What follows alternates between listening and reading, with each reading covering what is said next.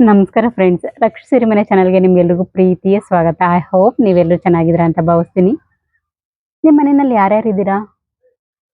ನಾನು, ನನ್ನ ಗಂಡ, ನನ್ನ ಮಗು, ಇದೇ ಆನ್ಸರ್ ಬರುತ್ತೆ.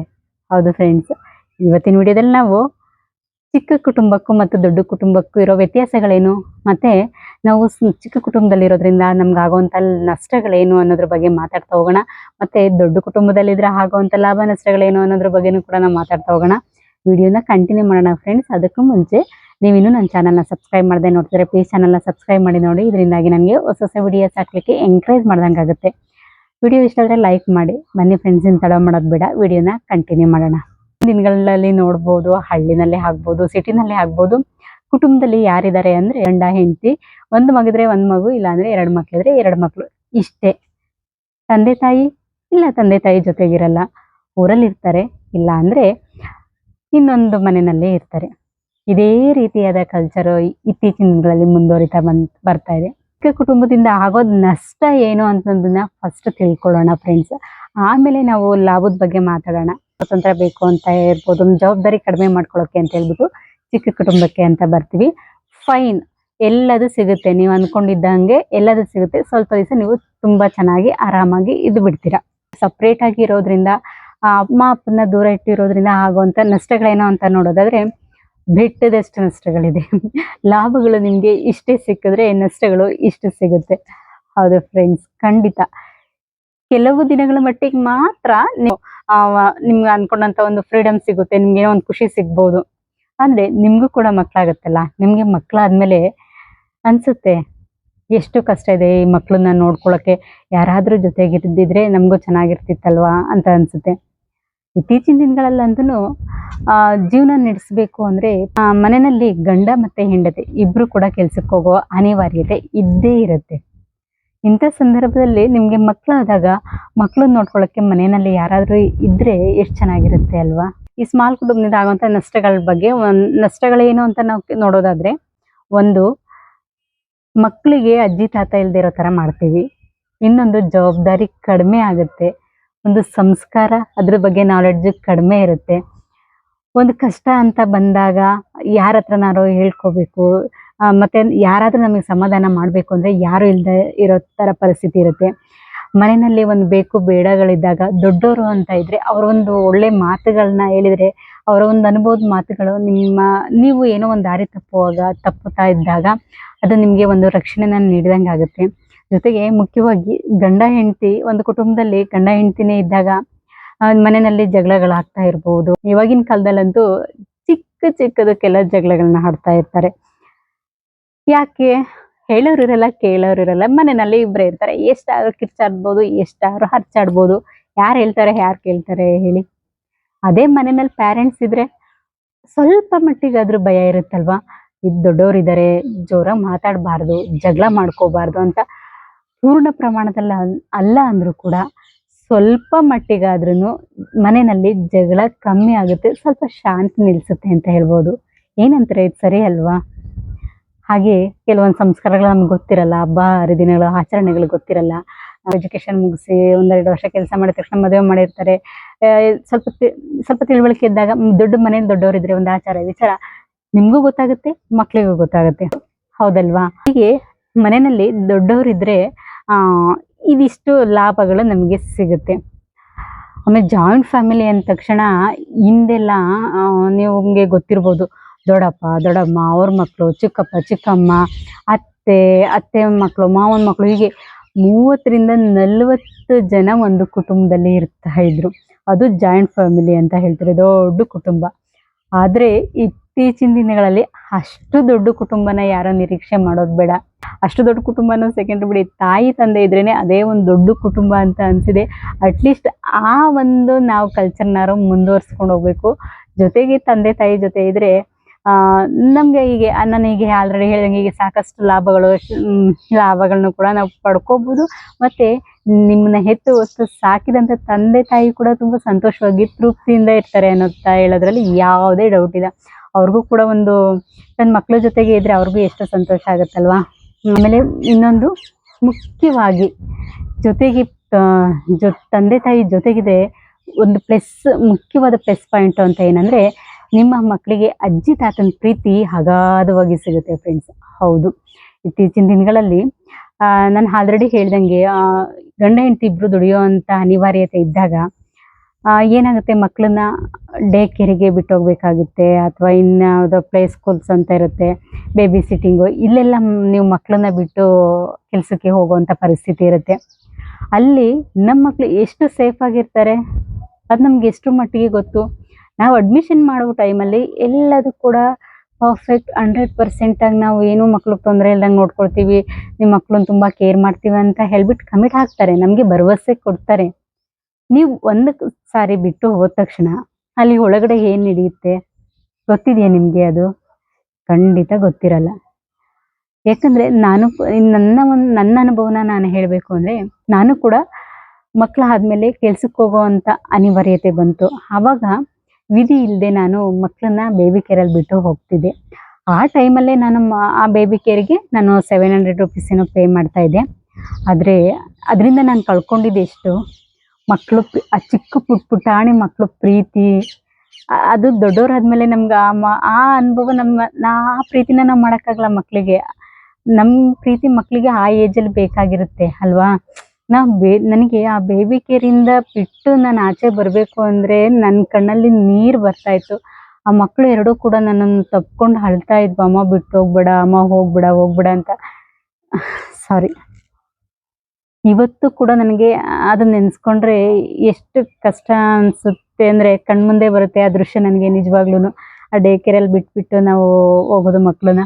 ಆ ಏಜಲ್ಲಿ ನಾವು ಕೊಡಬೇಕಾಗಿರೋ ಪ್ರೀತಿ ನಮ್ಮ ಮಕ್ಕಳಿಗೆ ಕೊಡಲ್ಲ. ಬೆಳಗ್ಗೆ ಹೋದರೆ ನಾವು ಸಾಯಂಕಾಲ ಕೆಲಸ ಮುಗಿಸ್ಕೊಂಡು ಬರೋಷ್ಟರೊಳಗೆ 6:30-7 ಗಂಟೆ ಆಗಿರುತ್ತೆ. ಆ ಟೈಮಲ್ಲಿ ಬಂದು ಮನೆ ಕೆಲಸ ಮಾಡಬೇಕು, ಅಡುಗೆ ಮಾಡಬೇಕು. ಇದ್ರ ಮಧ್ಯೆ ಮಕ್ಕಳಿಗೆ ನಾವು ಕೊಡೋಕ್ಕಾಗೋ ಟೈಮ್ ಇಷ್ಟು ಕಾಲ ಮಕ್ಕಳು ನಮ್ಮ ಜೊತೆ ಇರ್ತಾರೆ ಹೇಳಿ? ತುಂಬ ಕಡಿಮೆ ಸಮಯ ಮಕ್ಕಳು ನಮ್ಮ ಜೊತೆ ಟೈಮ್ನ ಕಳೀತಾರೆ. ಇದು ತುಂಬ ಗ್ಯಾಪ್ ಆಗುತ್ತೆ. ಆ ಟೈಮಲ್ಲಿ ನಮ್ಮಮ್ಮ ಬಂದು ನಮ್ಮ ಜೊತೆಗಿದ್ದು ಮಕ್ಕಳು ನೋಡ್ಕೊಳ್ಳೋ ಪರಿಸ್ಥಿತಿ ಇರಲಿಲ್ಲ. ಯಾಕಂದರೆ ಅವ್ರಿಗೂ ಊರುಗಳಲ್ಲಿ ಅವ್ರದ್ದೇ ಆದಂಥ ಜವಾಬ್ದಾರಿ, ಮನೆ ಕೆಲಸಗಳಿರ್ತಿತ್ತು, ಬರೋಕ್ಕೆ ಚಾನ್ಸ್ ಇರಲಿಲ್ಲ. ಹಾಗೆ ನಮ್ಮ ಅತ್ತೆ ಮಾವನ್ನ ಕರಿಬೇಕು ಅಂದರೆ ಅವ್ರದ್ದು ದೊಡ್ಡ ಕುಟುಂಬ, ಅವರು ಊರಲ್ಲಿ ಅವ್ರದ್ದೇ ಜವಾಬ್ದಾರಿ, ನಮ್ಮ ಜೊತೆ ಬಂದಿರಲಿಕ್ಕೆ ಅವ್ರಿಗೆ ಆಗ್ತಾ ಇರಲಿಲ್ಲ. ಮತ್ತು ಇಲ್ಲಿ ಸಿಟಿ ವಾತಾವರಣಕ್ಕೆ ಕೂಡ ಅವ್ರಿಗೆ ಹೊಂದ್ಕೋತಾ ಇರಲಿಲ್ಲ. ಬಟ್ ನನಗೆ ಬೇರೆ ಆಪ್ಷನ್ನೇ ಇರಲಿಲ್ಲ. ನಾನು ಬೇಬಿ ಸಿಟ್ಟಿಂಗಲ್ಲೇ ಬಿಟ್ಟು ಮಕ್ಕಳನ್ನ ನಾನು ಬೆಳೆಸಬೇಕಾದಂಥ ಪರಿಸ್ಥಿತಿ ನನಗಿತ್ತು. ಈಗ ಬರಬೇಕು, ಜೊತೆಗಿರಬೇಕು, ಇರಲಿ ಅಂದವ್ರಿಗೆ ಏನು ಹೇಳ್ತಾರಲ್ಲ, ಅಲ್ಲಿದ್ದವ್ರಿಗೆ ಕಡಲೆ ಇಲ್ಲ, ಕಡಲೆ ಇದ್ದವ್ರಿಗೆ ಅಲ್ಲಿಲ್ಲ ಅಂತ, ಈ ಥರ ಪರಿಸ್ಥಿತಿ. ಇನ್ನು ಕೆಲವ್ರಿಗೆ ಈ ಥರ ಪರಿಸ್ಥಿತಿ ಏನೂ ಇರೋದಿಲ್ಲ. ಏನಾಗುತ್ತೆ, ಅವ್ರಿಗೆ ಮಕ್ಕಳ ಜೊತೆಗೆ ಇರಬೇಕು, ಮೊಮ್ಮಕ್ಕಳ ಜೊತೆಗಿರಬೇಕು, ಆ ಮೊಮ್ಮಕ್ಕಳನ್ನ ಪ್ರೀತಿ ಮಾಡಬೇಕು, ಇದೆಲ್ಲ ಇರುತ್ತೆ. ಬಟ್ ಅನ್ಫಾರ್ಚುನೇಟ್ ಆಗಿ ಅವ್ರಿಗೆ ದೂರ ಇರೋ ಮಕ್ಕಳಿಂದ ದೂರ ಇರೋ ಪರಿಸ್ಥಿತಿ ಇರುತ್ತೆ. ಅದು ಒಂದು ಬೇಜಾರು ವಿಷಯ ಅಂತಲೇ ಹೇಳ್ಬೋದು. ಬೇಬಿ ಕೇರಲ್ಲಿ ಬಿಟ್ಟು ಮಕ್ಕಳನ್ನ ಬೆಳೆಸೋದ್ರಿಂದ ಏನಾಗುತ್ತೆ ಅಂದರೆ, ಗೊತ್ತಿಲ್ಲ ಮಕ್ಕಳು ಎಷ್ಟು ಮಟ್ಟಿಗೆ ಇದು ಹೈಡ್ ಮಾಡೋ ಅಂಥದ್ದೇನಿಲ್ಲ. ಇತ್ತೀಚೆಗಂತೂ ತುಂಬ ಕೆಟ್ಟದಾಗಿದೆ ಪರಿಸ್ಥಿತಿ ಅಂತ ಹೇಳ್ಬೋದು. ನೀವು ಮಕ್ಕಳನ್ನ ಬಿಟ್ಟು ಹೋದ್ಮೇಲೆ ಅವರು ಮಕ್ಕಳಿಗೆ ಹೊಡೆಯೋದು ಬಡಿಯೋದು ಮಾಡ್ಬೋದು, ಸರಿಯಾದ ರೀತಿ ಊಟ ಕೊಡದೇ ಇರೋದಿರ್ಬೋದು, ಮತ್ತು ತುಂಬ ಗಲಾಟೆ ಮಾಡಿದರೆ ಮಕ್ಕಳನ್ನ ಮಲಗಿಸೋಕ್ಕೆ ಏನಾದರೂ ಮೆಡಿಸನ್ ಕೊಡ್ತಾರೋ ಏನೋ ಅದು ಇರ್ಬೋದು.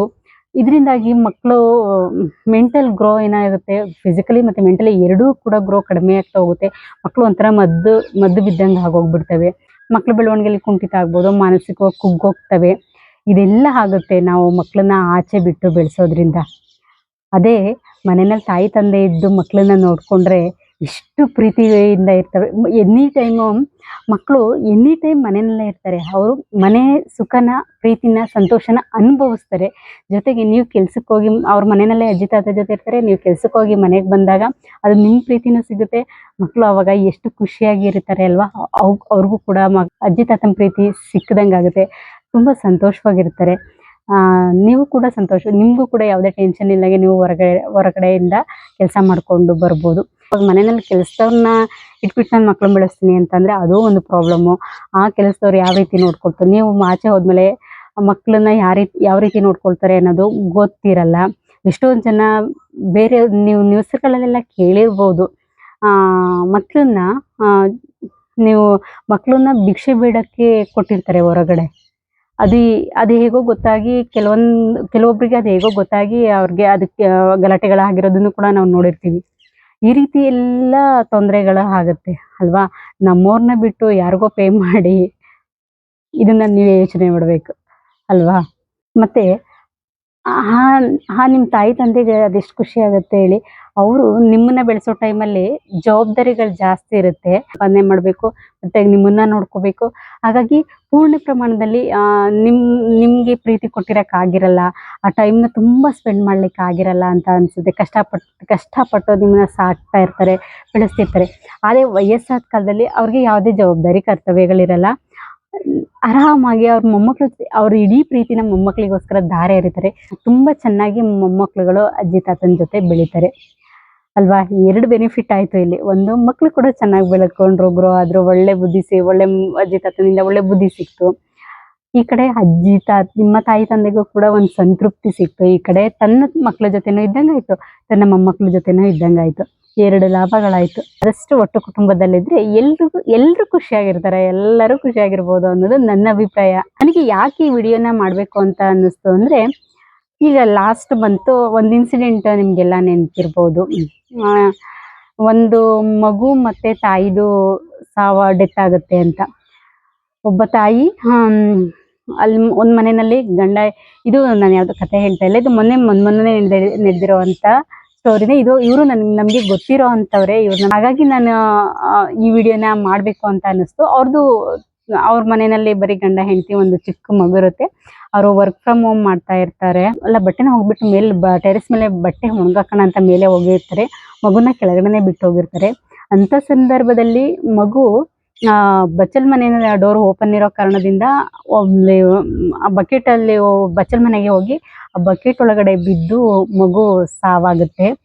ಅದನ್ನ ನೋಡಿ ತಾಯಿ ನೋಡ್ತಾಳೆ. ಅದನ್ನ ನೋಡಿ ಆಕೆಗೆ ಸಹಿಸ್ಕೊಳಕ್ಕಾಗಲ್ಲ. ತುಂಬಾ ಬದುಕಿದ್ದು ವೇಸ್ಟ್ ಅಂತ ತಿಳ್ಕೊಂಡು ಆಕೆನೂ ಕೂಡ ತನ್ನ ಪ್ರಾಣನ ಕಳ್ಕೊಂತಾಳೆ. ಆಕೆ ಗಂಡ ಮನೆಗೆ ಬಂದು ನೋಡಿದಾಗ ತಾಯಿ, ಹೆಂಡತಿ ಮತ್ತೆ ಮಗು ಇಬ್ರು ಕೂಡ ಸಾವಾಗಿರುತ್ತೆ. ಅದನ್ನ ನೋಡಿ ಆತನಿಗೆ ಹೇಗಾಗಿರ್ಬೇಕು ಹೇಳಿ. ಇದನ್ನ ನೆನ್ಸ್ಕೊಂಡ್ರೆ ಇದನ್ನ ಹೇಳಕ್ಕೆ ತುಂಬಾ ಕಷ್ಟ ಆಗುತ್ತೆ. ಪಾಪ ಆತನಿಗೆ ಹೇಗಾಗಿರ್ಬೇಕು. ಭಗವಂತ ಆತನಿಗೆ ಈ ಕಷ್ಟ ಎಲ್ಲ ಸಹಿಸ್ಕೊಳ್ಳೋ ಶಕ್ತಿನ ಕೊಡ್ಲಿ. ನಾನು ಈ ಟಾಪಿಕ್ ಇದಕ್ಕೆ ಯಾಕೆ ಲಿಂಕ್ ಮಾಡ್ತಾ ಇದ್ದೀನಿ ಅಂದ್ರೆ, ಇದೊಂದು ಎಕ್ಸಾಂಪಲ್ ಅಷ್ಟೇ. ಸಪೋಸ್ ಈ ಕುಟುಂಬದ ಜೊತೆ ಅವರ ಅಪ್ಪ ಅಮ್ಮನೋ, ಕುಟುಂಬದಲ್ಲಿ ತಾಯಿ ತಂದೆ ಏನಾದರೂ ಇದ್ದಿದ್ದಿದ್ರೆ ಈಕೆ ಪ್ರಾಣನಾದ್ರೂ ಉಳಿತಿತ್ತೋ ಏನೋ ಅಂತ ಅನ್ಸುತ್ತೆ. ಯಾರಾದ್ರೂ ಒಬ್ರು ಸಮಾಧಾನ ಮಾಡ್ತಾ ಇದ್ರು, ಆಗೋಯ್ತು, ಸಮಾಧಾನವಾಗಿರುವಂತ 1-2 ಸಮಾಧಾನದ ಮಾತು ಹೇಳ್ತಿದ್ರೆ ಆಕೆ ಪ್ರಾಣ ಕಳ್ಕೊಳ್ಳೋಕ್ಕೆ ಹೋಗ್ತಾ ಇರ್ಲಿಲ್ಲ ಅಲ್ವಾ. ಹಾಗಾಗಿ ನಾವು ಆದಷ್ಟು ಕುಟುಂಬಕ್ಕೆ ಹೆಚ್ಚು ಪ್ರಾಮುಖ್ಯತೆನ ಕೊಡಬೇಕು ಅನ್ನೋದು ನನ್ನ ಮಾತಿನ ಉದ್ದೇಶ. ಫ್ರೆಂಡ್ಸ್, ನಿಮ್ಮ ಅಭಿಪ್ರಾಯ ಏನು ಅಂತ ಹೇಳ್ಬಿಟ್ಟು ಕಮೆಂಟ್ ಮಾಡಿ ಹೇಳಿ. ಆದಷ್ಟು ತಂದೆ ಜೊತೆನೆ ಇಟ್ಕೊಳ್ಳಿ. ಮಕ್ಕಳನ್ನ ಅಜ್ಜಿ ತಾತನ ಜೊತೆ ಬೆಳೆಸಿ. ಇದರಿಂದಾಗಿ ಎಲ್ಲರೂ ಕೂಡ ಖುಷಿಯಾಗಿರ್ಬೋದು ಅಂತ ಹೇಳ್ತಾ ಈ ವಿಡಿಯೋನ ಇಲ್ಲಿಗೆ ಕಂಪ್ಲೀಟ್ ಮಾಡ್ತಾ ಇದ್ದೀನಿ. ವಿಡಿಯೋ ಇಷ್ಟ ಆದರೆ ಲೈಕ್ ಮಾಡಿ. ನೀವು ಇನ್ನು ನನ್ನ ಚಾನಲ್ನ ಸಬ್ಸ್ಕ್ರೈಬ್ ಮಾಡದೆ ನೋಡ್ತಿದ್ರೆ ಪ್ಲೀಸ್ ಚಾನಲ್ನ ಸಬ್ಸ್ಕ್ರೈಬ್ ಮಾಡಿ ನೋಡಿ ಫ್ರೆಂಡ್ಸ್. ನೆಕ್ಸ್ಟ್ ವಿಡಿಯೋದಲ್ಲಿ ಇಂಥದೇ ಒಂದು ಒಳ್ಳೆ ಇನ್ಫಾರ್ಮೇಷನ್ ಜೊತೆ ನಿಮ್ಮ ಮುಂದೆ ಬರ್ತೀನಿ. ಅಲ್ಲಿವರೆಗೂ ಟೇಕ್ ಕೇರ್, ಬಾಯ್.